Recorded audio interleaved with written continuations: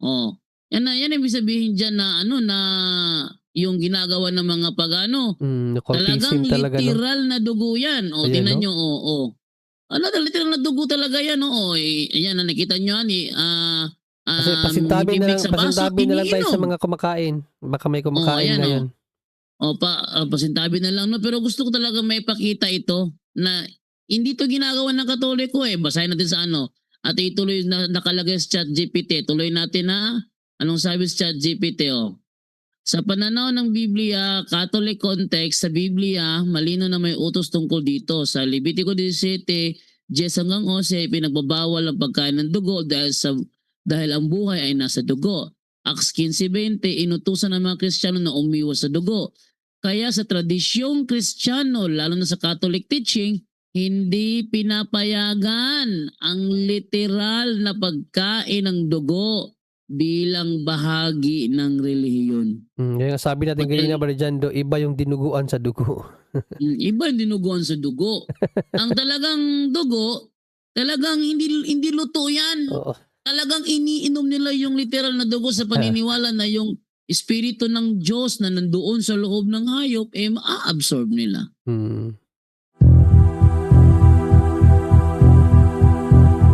Dahil sa katotohanan ng ipinapangaral ng Santa Iglesia Katolika na hindi maitanggi ng mga protestante sa lungatang aral at bahayag ng mga pastor. Ilalatad.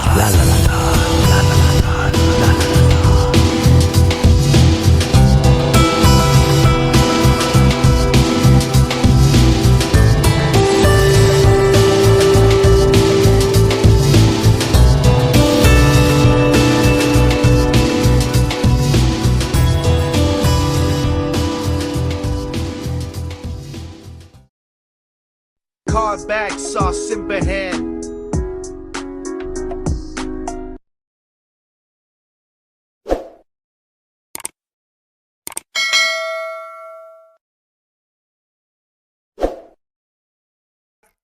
Sagutin ko lang dito si Eleanor Hizula. Ano daw ang topic niyo sa dinuguan? Well, pagdating sa dinuguan, kapatid, no? Sakit sa mata yung ang dami ko. Pagdating sa dinuguan, kapatid, no? Hindi ko alam kung ano yung tanong mo sa dinuguan, kung siguro ang tanong mo hindi pwedeng kainin or pakainin ba, no? Unang-una, ang aral ni Panginoong Jesucristo pagdating sa pagkain, no? Ang nakakarumi sa tao, kapatid, hindi ang pagkain. Yan po ang fundamentals na turo ni Panginoong Jesucristo about sa karumihan, no? Ang nagpaparumi sa tao, hindi po kung ano yung kinakain. Nasa Mark po yan natin mababasa, Mark 7, no? Basahin natin sa Mark 7. Kung ano bang nakakaparumi sa tao? Yun bang pagkain? Hindi eh. So isa yan sa dapat nating maunawaan, no? Kasi minsan masyado tayong naniniwala sa iba na bawal yung dinuguan kasi pinagbabawal ang pagkain ng dugo sa Bible. Iba naman yung dugo sa dinuguan, no? Tingnan natin na kung ano ang nakakapagparumi sa tao.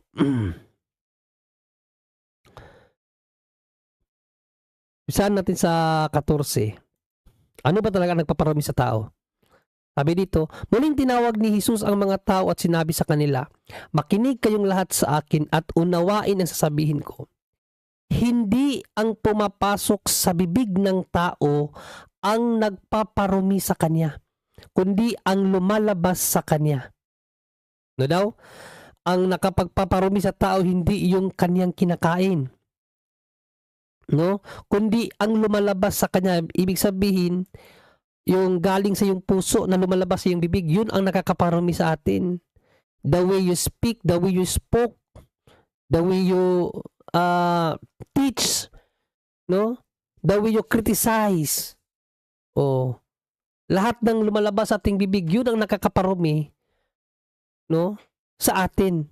Pero when it comes sa pinapasok, hindi yun nakakaparumi ng tao. Kasi kung itutuloy natin pagbasa, lumalabas lang yan sa ating puwet. Basahin natin patuloy yung sinabi ni Panginoong Jesucristo, ha?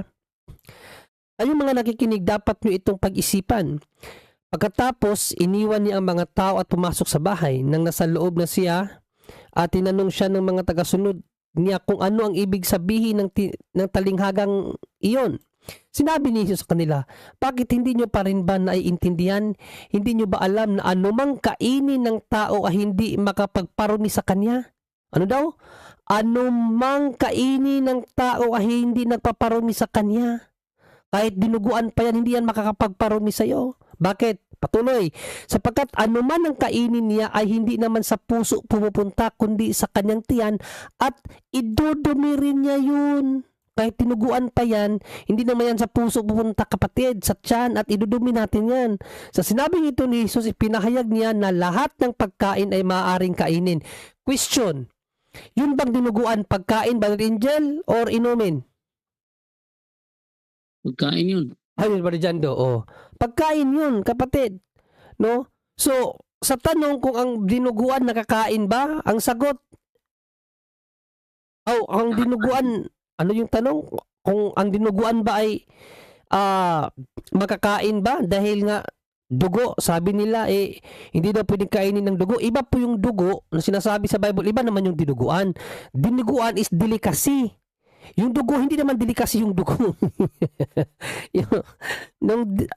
Ang dinuguan delicacy yan ng alin? Ng mga Pinoy, hindi ng mga Hudiyo. Wala namang dinuguan sa Hudiyo. No? Sister Rizula? So yan po isa sa tandaan natin. No? Ang aral ni Kristo when it regards sa pagkain, lahat ng pagkain ay pwedeng kainin. Unless kung bawal sa iyo ang pagkain. Kasi kung sinabi ng doktor, bawal kang magkarne, huwag kang kumain ng karne kasi matitigok. Yan, no? Pero makakapagpaparumi ba sa iyo ang kinakain mo? Hindi po, sabi ni Panginoong Jesucristo. Aral ni Panginoong Jesucristo po yan. Tandaan nito isa sa aral ng mga Hudiyo, bawal kumain ng baboy kasi nga iniisip sa panahon nila na ang baboy ay marumi. No? Recently lang mga kapatid, inaral ko kung ano ba talaga ang meaning ng karumihan sa yung baboy na marumi. Inaral ko. So napakadali lang palang explanation nun. Sa sunod natin yan tatalakayin. Tuturo ko sa inyo, natutunan ko dyan kung bakit marumi may mga tinawag sa Bible na mga maruruming hayop. Kasi kung titingnan mo, pag-aaralan mo ang Bible mga kapatid, lahat ng ginawa ng Diyos ay mabuti at mahusay. Walang marumi. However, nagkaroon ng marumi. No? Paano nagkaroon ng marumi? Kung lahat naman ng ginawa ng Diyos ay mabuti at mahusay. Di ba? O sa susunod, pag-aaralan natin yan. Pero sa yung tanong ngayon, na ang isa sa turo ng mga Hudiyo, Sister Rizula, bawal ang pagkain ng baboy. No, pero tingnan mo, dahil ang aral ni Panginoong Jesucristo sa Marcos 7:14 hanggang 19 is lahat ng pagkain ay pwede nang kainin. No? Tingnan mo kung ipinagbabawal pa ba ng Panginoong Jesucristo sa mga apostol ang kumain ng anuman. Sa Lucas 18, tingnan natin ano ang utos niya sa kanyang mga alagad? Sabi dito, kapag dumating kayo sa isang bayan at tinanggap kayo ng mga tao, kainin ninyo anumang ihain sa inyo. No? Halimbawa, so si Brother Jando, alagad siya ni Panginoong Jesucristo. So nangaral siya ayon sa utos ng Panginoong Jesucristo. Pumunta siya sa lugar niyo, Sister Isula, para mag-preach si Brother Jando doon. Nataon, piyesta sa inyo. Sa bahay nyo na napunta si Brother Jando. Mangangaral sana si Brother Jando, ininbitahan mo si Brother Jando. Bro Jando, kain ka muna dito bro. Tapos doon sa hapagkainan nyo, andun yung baboy, andun yung humba, andun yung dinuguan. Yanong sabi ni Panginoong Jesucristo kay Brother Jando, Brother Jando, kapag dumating ka sa isang bayan, tapos tinanggap ka, at pinakain ka doon, kainin mo anuman ang ihain sa iyo.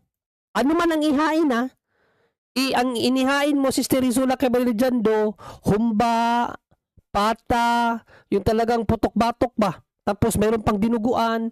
Sa tingin mo, aayawan ni Brother Jando yan? Hindi. Bakit? Yun ang turo ni Panginoong Jesucristo sa kanya. Kapag dumating ka sa isang bayan, tapos hinainan ka ng anuman, kainin mo anumang ihain sa iyo. Hindi ni Jando yan kasi Ulam niyan eh. Masarap kaya ang kumain ng ng bawal. Di ba pala dyan, no? Pero ano ang point natin dyan, sister? Sa turo ni Panginoong Kristo, wala na talagang pagbabawal sa anumang pagkain. Kahit St. Paul, iniriiko niya yan sa aral ni St. Paul, sister, no? Sa Roma 14, sa 3 and 4. 3 and 4, ano ang teaching ni St. Paul dito?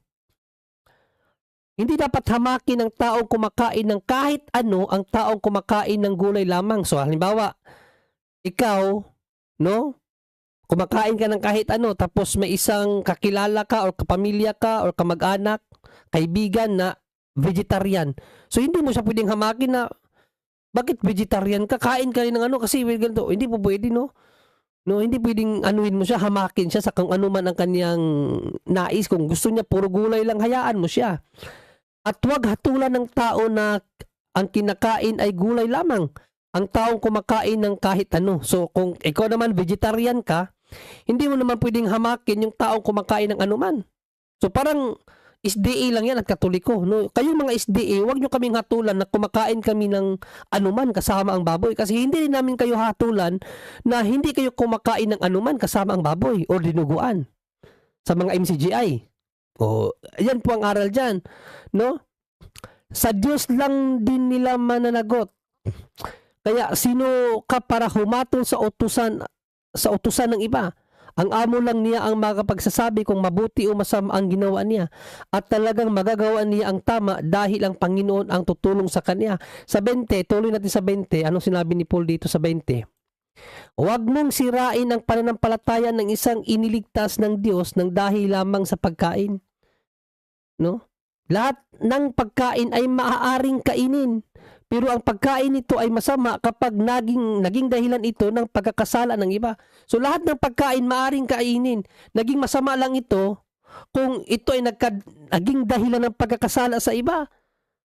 So hanggang doon lang magkaroon ng restriction ng pagkain. Kung naging sanina ito ng pagkakasala, ayun ang masama.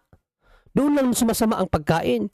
Pero lahat ng pagkain maaring kainin. Yan po ang teaching ng Bible, ng Panginoong Kristo at ng mga apostol. Saan ba nakuha yung idea na bawal pagkain ng dugo? So dito sa Levitico yan, Levitico 17, no? 17. Sa gawa na lang muna. Sa gawa 15:29. Dito yan. Sabi kasi dito, huwag kayong kakain ng pagkaing inihandog sa mga Diyos-Diyusan. Huwag kayong kakain ng dugo. O, kita mo, hindi naman pinapakain ng dugo eh. O, pero hindi naman sinabi dyan si Teresula na huwag kayong kumain ng dinuguan. Yung dugo, iba yun sa dinuguan. Ang dinuguan is delicacy. Delicacy yun. Hindi yan dugo, purong dugo na walang laman. Ang dinuguan, baboy na dinuguan yan. Kung sa baga, laman na may kasamang dugo. Dito, huwag kayong kakain ng dugo. Dugo, purong dugo yan. Sabi ni Brother Jando na yan pala, ang historical background pala niyan, kaya ipinagbawal ni Paul dahil may paniniwala dati na ang dugo kapag ininom ng puro, nakapagbibigay ng enerhiya, nakapagpalakas sa kanila spiritually. So may halong occultism, kaya ipinagbawal ni St. Paul. Yan ang sinabi ni Brother Jando according sa komentary na kanyang nabasa. So may historical background yan kung bakit nasabi yan ni St. Paul. Pero hindi yan sinabi ni St. Paul dahil bawal ang dinuguan. Wala pang dinuguan sister sa panahong iyan. No?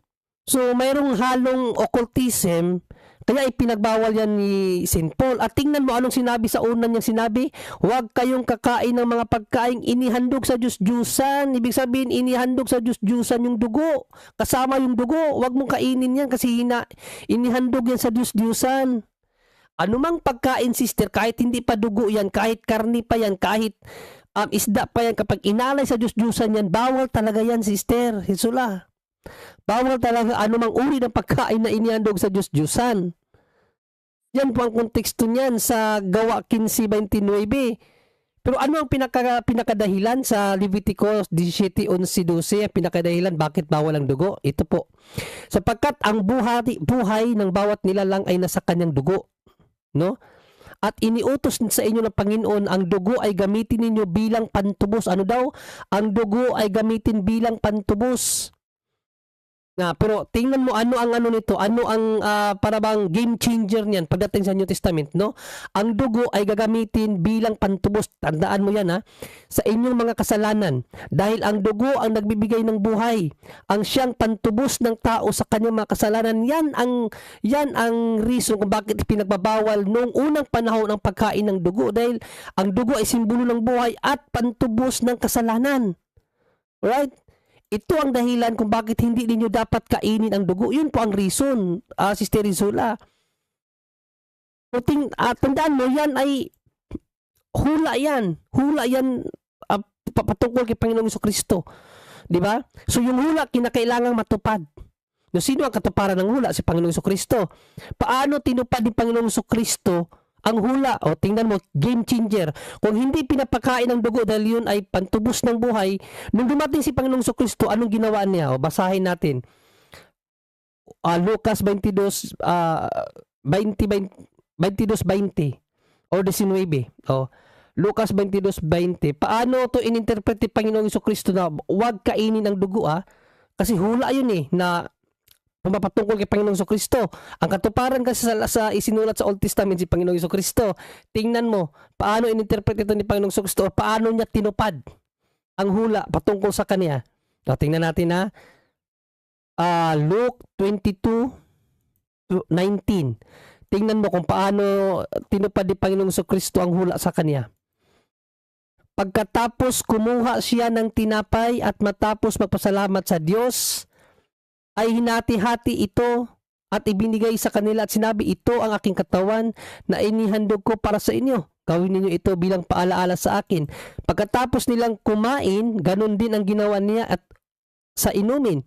Kinuha niya ito at nagpasalamat sa Diyos at sinabi, ang inumin ito ang bagong kasunduan ng pinagtibay ng dugo kung mabubuhos ng dahil sa inyo.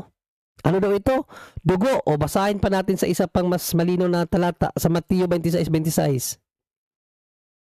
26 hanggang 28. Tingnan natin paano to tinupad ni Panginoong Jesucristo ang hula sa pagbawal pagkain ng dugo. Pero tingnan niyo, habang kumakain sila, kumuha si Jesus ng tinapay, nagpasalamat siya sa Diyos at pagkatapos ay hinati-hati niya ito at ibinigay ng mga tagasunod niya. Sinabi niya, kunin niyo ito, kanin, ito ang aking katawan.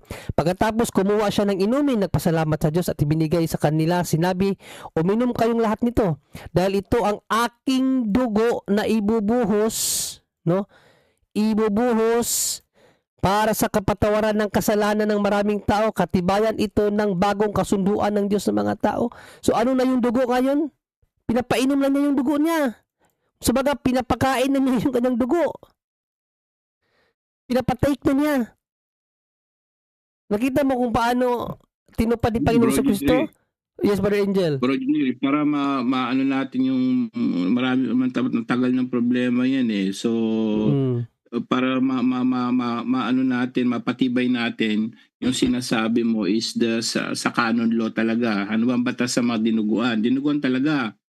So yan, magbibigay tayo po official teachings of the church kasi marami pa rin nagtatanong din tungkol diyan noon So ano ba yung official teachings? Catholic theology at canon law. Ayan. So ibibigay na po natin ngayon, slash nyo, ibigay nyo sa mga Katoliko yan. Ayan po sa Babyface. Babyface? Totoo. Yung official teachings tayo At least ngayon galing kay Bro Junry, baka magtanong, ano ba official teachings of the church? Ayan po. Para makumpleto natin. Sige, may... Para matapos na yung tungkol sa dinuguan na yan. Ano ba itong pinababasa ni Brother Angel? Tingnan natin mga kapatid. Doon diyan din magmabase yung mayroon din siyang ang kagandahan niyan, may paliwanag. So talagang official yan, canon law. May paliwanag talaga.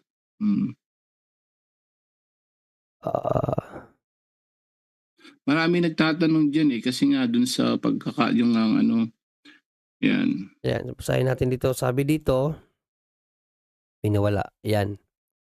According to mainstream Catholic moral theology and canon law, it is not a sin for Christians to eat dinuguan. Ito kasi Brother Angel, turo ito ng simbahan. Ang sinasagot kasi natin Brother Angel ang mga protestante. Hindi kasi naniniwala ang protestante dito. Pero sa fundamentals natin ito mga kapatid, it is not a sin talaga for Christian to eat dinuguan. Ayan o, litra por litra yan. Or blood stew, or other foods containing animal blood. While some denominations such as the Iglesia ni Cristo teach the eating blood is a sin based on Acts 15:29, yung binasa natin kaganina, Catholic theology interprets this differently.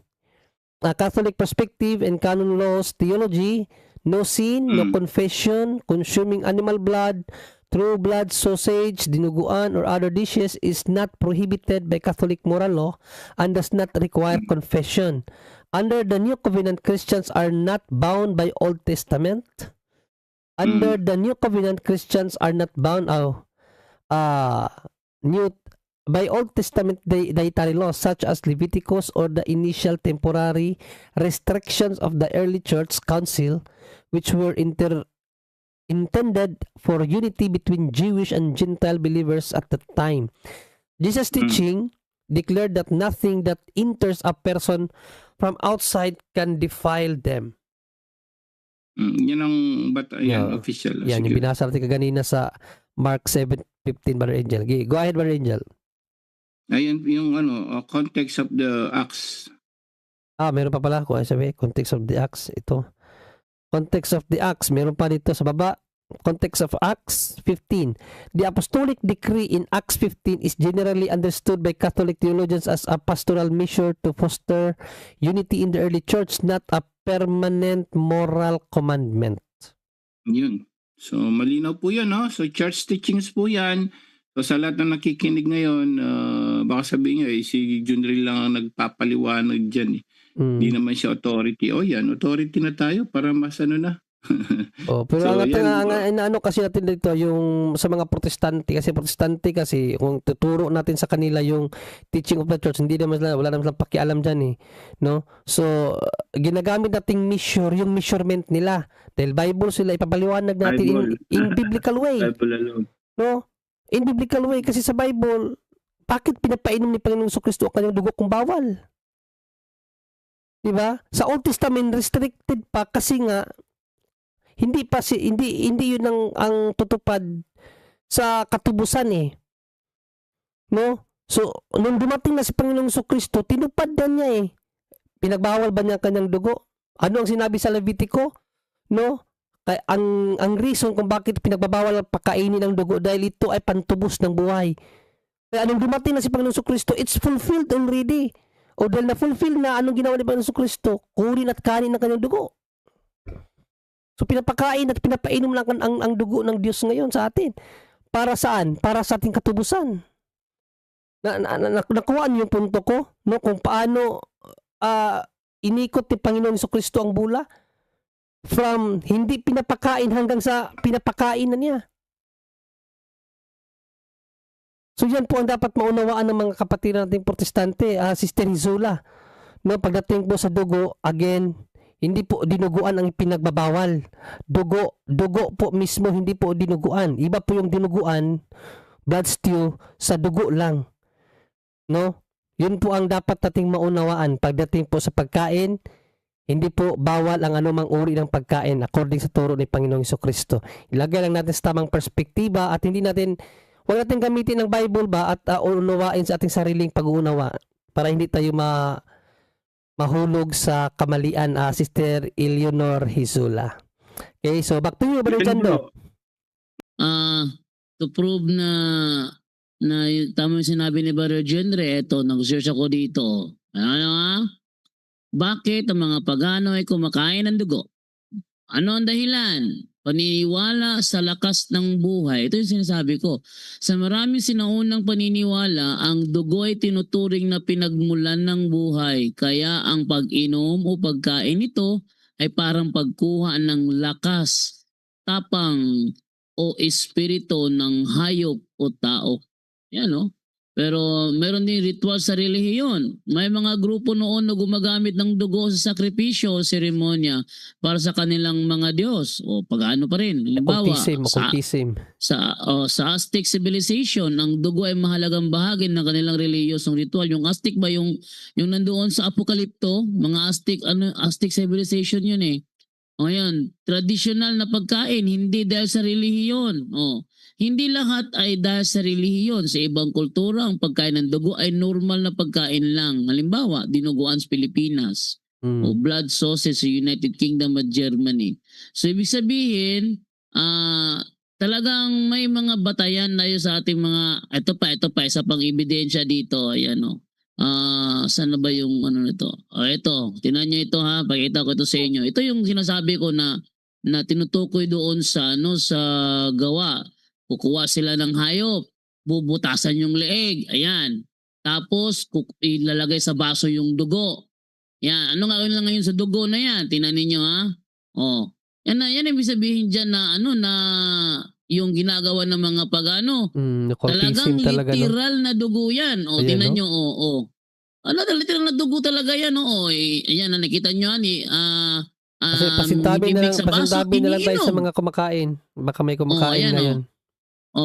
Pasintabi na lang. No? Pero gusto ko talaga may pakita ito na hindi to ginagawa ng Katoliko eh. Basahin natin sa At ituloy na nakalagay sa ChatGPT. Tuloy natin na anong sabi sa ChatGPT Sa pananaw ng Biblia, Catholic context sa Biblia, malino na may utos tungkol dito. Sa Levitico 17, 10 hanggang 11, pinagbabawal ang pagkain ng dugo dahil ang buhay ay nasa dugo. Acts 15:20, inutusan ng mga Kristiyano na umiwas sa dugo.